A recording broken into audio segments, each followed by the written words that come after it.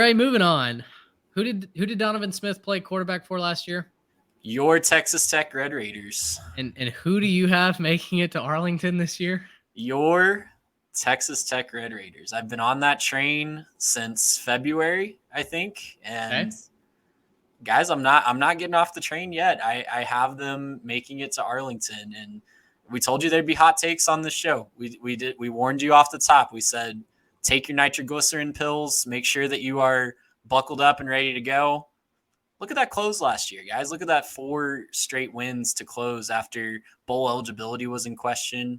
Joey Mack rallies the troops, has just a great offense and a fun defense, even though they don't have the stats. What's not to like? So listen, I was a Red Raider. Texas Tech was one of my darlings last year, so I am as big of a Red Raider on this show as you will find. Kansas was a banged up Kansas team that was a 4-point win against an Iowa State team that couldn't score points against tackle dummies. That is the elite Iowa State defense, sir. Thank you very much. We'll get to them. And then they, it took overtime and a huge comeback. They were down like 1 million to Oklahoma in the season finale. Listen, all of those were wins. Those are in green, not red. Tell me why Texas Tech. Listen, I've already proclaimed that I'm going to pick Texas Tech to beat Oregon in week 2. But tell me why Texas Tech, in your mind, has a chance to go. What, you have them going 10-2? Is that right? And reaching Arlington? I do, and the reason why is for me twofold. I think the schedule does them a lot of favors. When you look at, they have the early season game, not for the Big 12 standings, but Oregon at home. I think that's going to be a massive game.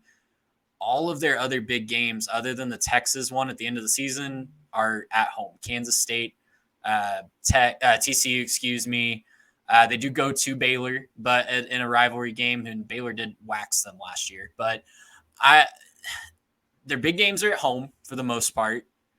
That last one of the year at Texas, doesn't that just feel like a storybook ending to a season, right? Joey McGuire has his guys fired up. It's Texas' last regular season Big 12 game, maybe playing for a spot in Arlington. Yeah. The Red Raiders knocked the Longhorns, the hated Longhorns, out of that title game. It just feels like, I don't know.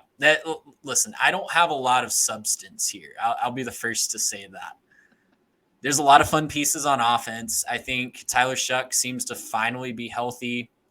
If he's not, Maverick McNeely, I think, could be a fun backup quarterback, right? And I'm remembering that, right? That's their backup quarterback. No, I think it's Baron Morton now. Baron Morton. I get those two confused all the time. But Baron McNeely Morton might be at like McNeese State or something. I think he might be. You're right.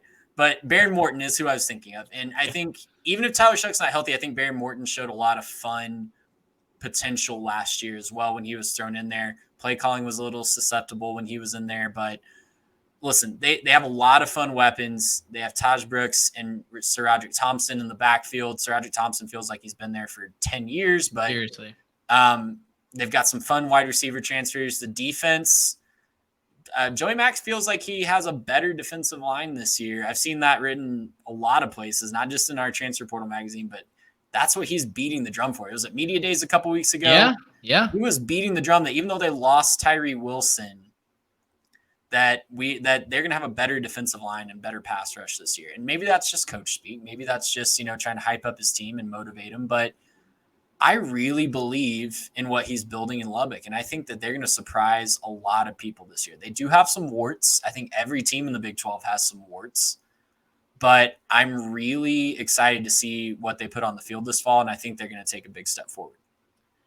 Garrett, that offensive line was atrocious last year, but they get Rusty's stats over from Western Kentucky. He follows Zach Kittley over. Perfect name for Texas Tech football.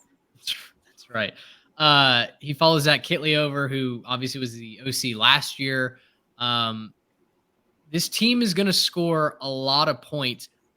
I tend to believe the defense is going to be a lot better this year as Tim well. Reuter is a great defensive coordinator. Let's just say that. Like, he has all the skins on the wall from a ton of previous stops. Yeah. For Garrett, for you, if Tech can play defense, what's your ceiling for the Red Raiders? Yeah, so I guess ceiling and projection are two slightly different things. I think I have them currently going 9-3, dropping some of the big matchups. Their ceiling, look, this team could be really, really good. I mean, I think we all believe in what Joey Mack's doing. I think we all believe in what they could do. But yeah, you're right. If they play slightly better defense, they could be a really, really solid team. I'm looking at their last year's numbers. Let me pull those up real quick. Looking at some of those last year numbers, those defensive ranks are kind of gross.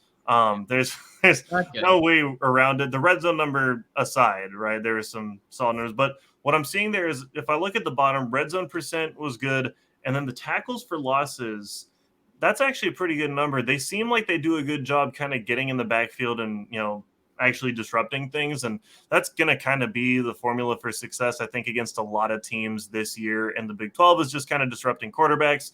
I talked about how Quinn has problems at Texas when he's got a little bit of pressure in his face, but you can probably apply that to a young Chandler Morris at TCU or some of the other top guys. I bet if you get to Will Howard, there's going to be some problems up there at Kansas State as well. So ceiling, I mean, they could be really, really good this year. I don't want to, predict a TCU run or anything like that. I don't think that they have that in them. But I mean, you look at what they did into the season against Ole Miss. I mean, I know that you can question whether Ole Miss was excited to be there, but that's not really an excuse. You got to show up and play your bowl games, and they did not show up and they did not play their bowl game. They got absolutely destroyed at the end of the season by the Texas Tech Red Raiders. And so they're riding that into this season, I think, with a lot of hope and a lot of optimism at what they could do.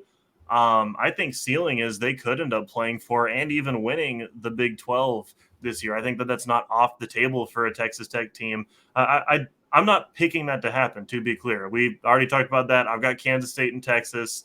I have Kansas State winning it. But there's a lot of reasons to say, yeah, Trey, you're saying it, like storybook ending, man. Why not take your last shot at Texas on the way out, ruin their season, at the very end against Texas, right? Kick them out of the championship game, send them back into the SEC, right? That sounds like something Texas Tech is built to do.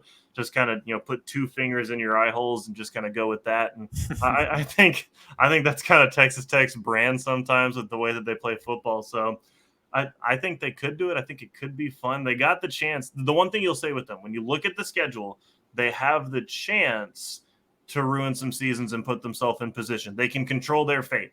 They play Kansas State, they play TCU, they play Texas. Go 3-0, you're in the championship game. Yeah, and win a lot of headlines for sure. Oh, yeah. I'll take this to once again plant my flag. Week 2, I think the Red Raiders knock Oregon off. I believe it got called a goofball last time I had that take. So guys, I'd like to double down. I think Tech will play improved defense this year. And I would like to say that I'm picking the Red Raiders to beat Oregon in Lubbock week 2. Also, shout out Dre McCray, one of the kind of best names that I've come across this year.